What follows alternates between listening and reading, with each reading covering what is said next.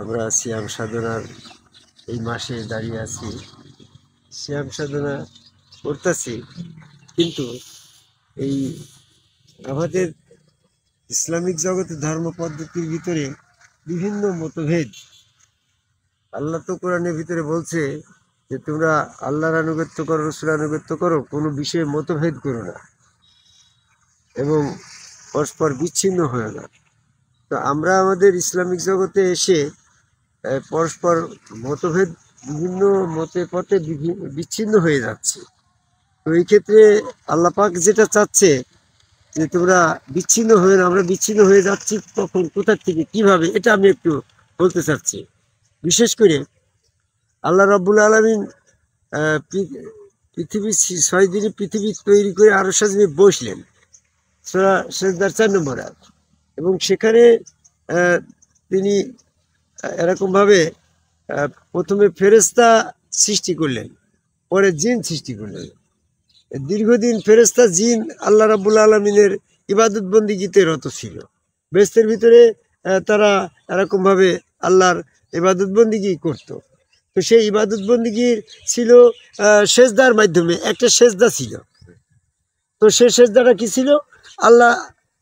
আল্লাহকে সরাসরি সেজদা করা, সরাসরি আল্লাহকে সেজদা। এই বিষয়টা নিয়ে যখন তোমার সেজদার বিষয় থাকলো, তখন আসমান জমিনে যা কিছু আছে সকলেই আল্লাহকে সেজদা করল। সূরা রাদের 15 নম্বর আয়াত।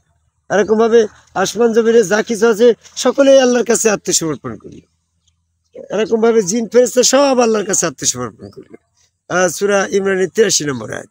এভাবে দেখা যাচ্ছে আসমান জমিনে যা কিছু আছে সকলেই আল্লাহ পাকের পবিত্রতা মহিমা বর্ণনা করছে, সূরা হাদীদের 1 নম্বর আয়াত। এভাবে আল্লাহ সকলকে জিজ্ঞাসা করলো, আলাস্তু বিরাব্বিকুম, আমি কি তোমাদের রব নহি? সবাই স্বীকার করলো, কালু বালাইয়া রব, হে আপনি আমাদের রব। তাহলে আল্লাহ এই স্বীকারোক্তি, এই সেজদার ব্যাপারে সবারই দ্বিমত, কারোরই দ্বিমত ছিল না। তো সেই সেজদারা ছিল কি? ফেরেশতারা সরাসরি নিরাকারে আল্লাহকে সেজদা করত। তো আল্লাহ তখন চিন্তা করলো, আমি জমিনে প্রতিনিধি সৃষ্টি করব। সূরা বাকারা 30 নম্বর আয়াত।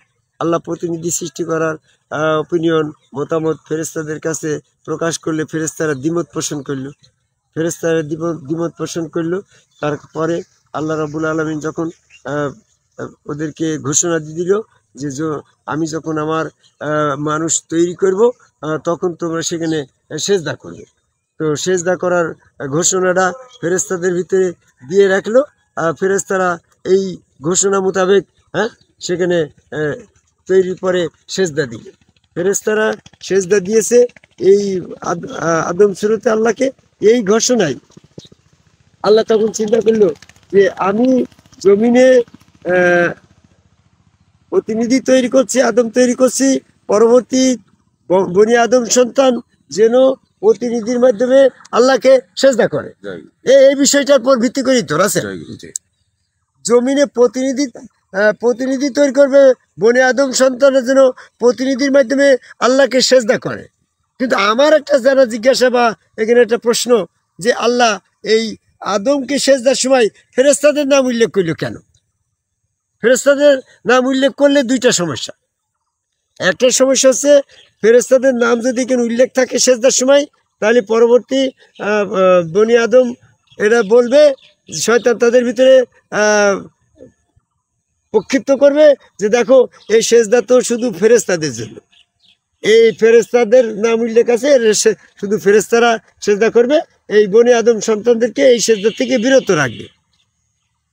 তাহলে আল্লাহ পাকের সেজদার মানে খেলাফত প্রতিনিধিত্ব সৃষ্টির যে উদ্দেশ্য, এটা ব্যর্থ হবে। তারপরও আল্লাহ চিন্তা করলো যে ফেরেশতাদের নাম উল্লেখ করলি যখন সবাই বলবে যে এটা ফেরেশতাদের জন্য প্রযোজ্য, এটা মানুষের জন্য প্রযোজ্য নয়, এই মর্মে শয়তান বনি আদমকে ধোঁকা দিয়ে এই আদম সেজদার পথ থেকে, খেলাফত প্রতিষ্ঠিত করার পথ থেকে বিপদগামী করবে। এটা একটা রহস্য আল্লাহ চিন্তা করল। তারপরে আবার চিন্তা করলো, যদি ফেরেশতাদের নাম এটারে বাদ দিই, ফেরেশতাদের নাম উল্লেখ না করি, তো তাহলে ইতিপূর্বে ফেরেশতারা যে পদ্ধতিতে সেজদা করে আছে সেই পদ্ধতিতে সেজদার একটা বৈধতা থেকে যাবে। সেই বৈধতা দেখাইয়ে পরবর্তীতে বনি আদমকে শয়তান এমনটি বলবে যে দেখো সেজদা পদ্ধতি দুইটা, আনাল মারজুদুল্লে, সমস্ত সেজদার মালিক আল্লাহ। ফেরেশতারা জিন সম্প্রদায় আদম তৈরির আগেও তো আল্লাহকে সেজদা করছে। তো সেই সেজদা যে পদ্ধতিতে ছিল আগো বনি আদম সন্তানদের ভিতরে, আমরাও সেই ফেরেশতা বরাবর সেই প্রতিনিধি তৈরি করার আগে আল্লাহকে সেজদা করার যে পদ্ধতি ছিল, আমরা সেই পদ্ধতিতে আল্লাহকে সেজদা করব। আদমের দিকেও সেজদা করা যাবে, যদি আদমের দিকে সেজদা না করি তো অসুবিধা তো নাই। ফেরেশতারা ইতিপূর্বে আল্লাহকে সেজদা করতো, বেহেশতের ভিতরে আছে। এইভাবে মানুষকে বিভ্রান্তি করে ওই নিরাকারে আল্লাহকে সরাসরি সেজদার পথে বনি আদম সন্তানকে সবাইকে আবার ওই পথে ধাবিত করবে। এই জন্য আল্লাহ চিন্তা করলো যে সেজদা পদ্ধতি দুইটা রাখা যাবে না, সেজদা পদ্ধতি রাখতে হবে একটা। এই জন্য ইতিপূর্বে ফেরেশতারা এবং জিন যেভাবে আল্লাহকে সরাসরি সেজদা করছিল সেই সেজদাটা ক্লোজ করে দিতে হবে। ক্লোজ করে দিতে হলে এখানে ফেরেশতাদের নাম উল্লেখ করতে হবে। এই জন্য ফেরেশতাদের নাম এখানে উল্লেখ করলো। আর ফেরেশতাদের নাম উল্লেখ না করলে ফেরেশতারা এই খেলাফতের ব্যাপারে দ্বিমত পোষণ করত, তারা সেজদার ব্যাপারেও দ্বিমত পোষণ করতো। যেমন সূরা বাকারার 30 নম্বর আয়াতে বলছে যে জমিনে আমি প্রতিনিধি তৈরি করবো, ফেরেশতা তোমাদের মতামত কি? তখন তো ফেরেশতারা দ্বিমত পোষণ করছে। এই দ্বিমত পোষণ করা যেন না করতে পারে, এই জন্য দুইটা টপিক্সের ভিতরে ফেরেশতাদের নাম উল্লেখ করাটাই আল্লাহ পাক এটা শ্রেয় মনে করল, এটা সঠিক মনে করল যে এটাই সঠিক। যদিও একটা ফেরেশতাদের নাম উল্লেখ করলে হয়তো তারা বলবে যে এটা শুধু ফেরেশতাদের জন্য, তারপরও এটার লজিককে যারা বিশ্বাস করবে তারা মুমিন, যারা বিশ্বাস করবে না তারা ইবলিসের অনুসারী কাফের হবে। এ ব্যাপারে আরও সতর্কতা দিয়েছে। তবে মূল বিষয়টা ছিল কি, এখন বর্তমান সমাজে আমরা দেখতে পাচ্ছি আমরা যারা আদমকে সেজদা করছি, যেমন আমি আমার গুরু হযরত খাজা নিজামুদ্দিন আহমেদ চিশতিকে সেজদা করলাম, এটা একটা সেজদা দেখা দেখি আমরা একটা সেজদার পথ পাইছি। বর্তমান সমাজের আলেম ওলামা মাওলানা মুফতি সাহেবরা যারা আদমকে সেজদার বিরোধিতা করছে, তারা শুধু সাধারণ মানুষকে এইভাবে বিভ্রান্তি করছে যে দেখো এটা ফেরেশতাদের নাম উল্লেখ শুধু ফেরেশতারাই করবে, এটা বনি আদম মানুষকে করবে না, এমনটিভাবে তো বিভ্রান্ত করছেই। কিন্তু যদি আল্লাহ এই ফাঁকটা বন্ধ করার জন্য যদি আল্লাহ বলতো যে না ফেরেশতাদের নামটা বাদ দিই, তাহলে দুইটা সমস্যা হইতো। একটা সমস্যা, ফেরেশতাদের নাম এখানে সেজদার সময় উল্লেখ না করলে ফেরেশতারা আদমকে সেজদার ব্যাপারে দ্বিমত পোষণ করতো এবং অধিকাংশ মানুষকে শয়তান এইভাবে বিভ্রান্তি করত যে সরাসরি আমরা ফেরেশতা বা জিন নিরাকারে আল্লাহকে সেজদা করছি, সেই সেজদারও তো আল্লাহ বন্ধ করে নাই, সেটা চালু আছে। আবার খেলাফতের মাধ্যমে সেজদা চালু আছে, তোমাদের যেটা ভালো লাগে। তখন তো সহজ পথ থেকে কি কঠিন পথে কেউ যাবে গো? তখন পুরাপুরি খেলাফত আদমকে সেজদা থেকে মানুষ বিরত থাকবে। আদম কাবে আল্লাহকে সেজদার বিষয়টা প্রতিনিধিত্ব প্রতিষ্ঠিত হবে না, আল্লাহ পাকের উদ্দেশ্য প্রতিষ্ঠিত হবে না। নিরাকারে 100% মানুষ সেজদা করে ফেলবে, তখন 100% মানুষকে আল্লাহ জান্নাতে দেওয়া লাগবে। এই জন্য আল্লাহ ওই সরাসরি নিরাকারে সেজদা করা ফেরেশতাদের ইতিপূর্বে যে পদ্ধতি ছিল, এই পদ্ধতিটাকে ক্লোজ করার জন্য সেজদার সময় ফেরেশতাদের নাম উল্লেখ করে বলল। তাই বলে ওটা শুধু ফেরেশতাদের জন্যই বৈধ, আর কারোর জন্য বৈধ নয়, কথার কোনো ভিত্তি নাই। এই পর্যায়ে আমি পৃথিবীর সকল মানুষকে আদম সেজদা থেকে যে সমস্ত বিভ্রান্তিগুলো আছে সেই বিভ্রান্তিগুলা নিরসন করে আমরা বর্তমানে যারা যারা আদম কাবাই সেজদার থেকে বিরত আছে তাদেরকে শয়তান যেভাবে বিভ্রান্তি করছে তার কয়েকটা পয়েন্ট আমি উল্লেখ করে বলে কথা শেষ করতে চাই। পয়েন্ট হচ্ছে যে এটা শুধু ফেরেশতাদের জন্য প্রযোজ্য ছিল, এটা মানুষের জন্য প্রযোজ্য নয়, কথার কোনো ভিত্তি নাই।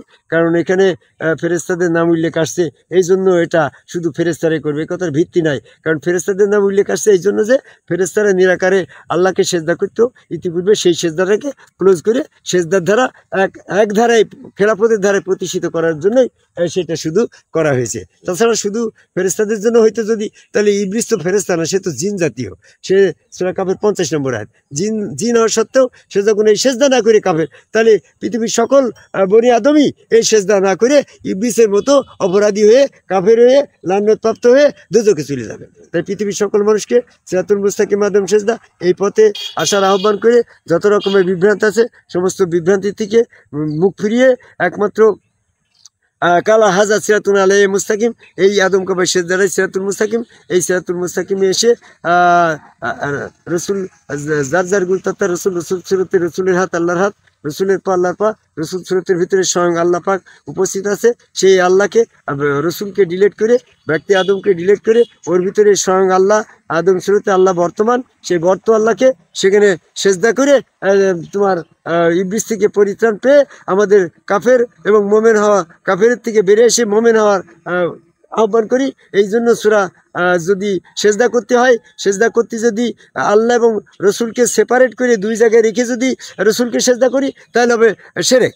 আর যদি আল্লাহ রসুলকে বাদ রেখে যদি শুধু আল্লাহকে সেজদা করি তাহলে কাফের। এই দেখো, এই জন্য ইবলিস শুধু আদম রসুলকে বাদ রেখে সরাসরি আল্লাহকে সেজদা করলে ইবলিস হয়ে গেল কাফের। সূরা বাকারার 34 নম্বর আয়াত। এই জন্য আল্লাহ রাব্বুল আলামিন সূরা নিসার 150 নম্বর আয়াতে বলছে তারাই তো কাফের যারা উরিদু ফাররিকুন বাইনাল্লাহি ওয়া রাসূলি, যারা রসুল থেকে আল্লাহকে সেপারেট করে, বিচ্ছিন্ন করে আল্লাহ রসুল বিশ্বাস করে, ওরা প্রকৃতপক্ষে কাফের।